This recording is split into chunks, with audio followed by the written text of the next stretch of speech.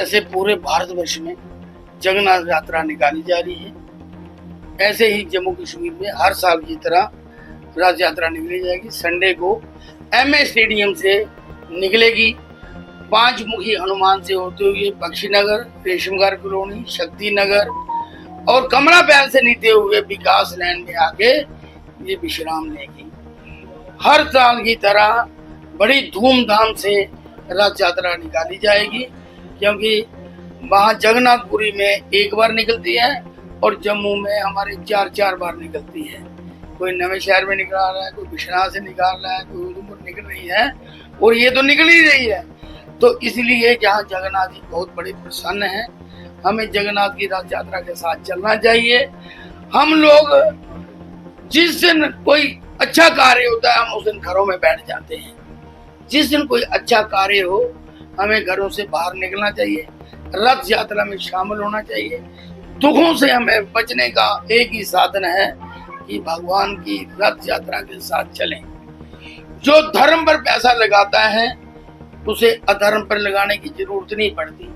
तो रथ यात्रा के साथ हम चलें, रथ यात्रा की शोभा बढ़ाएं और जितने ही कदम हम रथ यात्रा के साथ चलते हैं इतने ही कदम, इतने ही जन्म हमें गोलोक धाम की प्राप्ति होती है। तो कहने का भाव है जब हम गोलोक धाम जाएंगे तो वहां से वापस ही नहीं आएंगे। तो इसीलिए हमें रथ यात्रा के साथ बढ़ चढ़ के हिस्सा लेने चाहिए। वहाँ आप देखें जगन्नाथ जी से पंडे भी आए हैं, वहाँ कीर्तन देखें और हर चीज का जब भगवान जहाँ आए तो सारे देवी देवताओं ने पुरुष बचाए। जब शंकर जी की शादी हुई तो सारे देवी देवताओं ने उन पे हीरे ज्वार बनाए। तो आज रथ यात्रा यहाँ से निकलेगी, सारे देवी देवता भी आएंगे और सारे ऋषि मुनि भी आएंगे।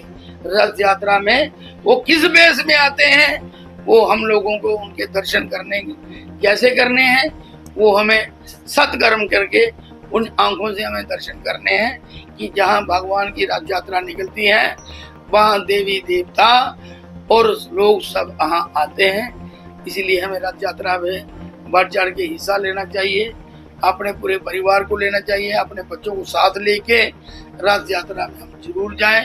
भगवान के आगे हम क्षमा याचना करें, प्रार्थना करें, हे प्रभु हमारी बुद्धि अपने चरणों में लगाओ, हमें ज्ञान दो, हमें सत्कर्म दो जिससे हम सत्कर्म करें।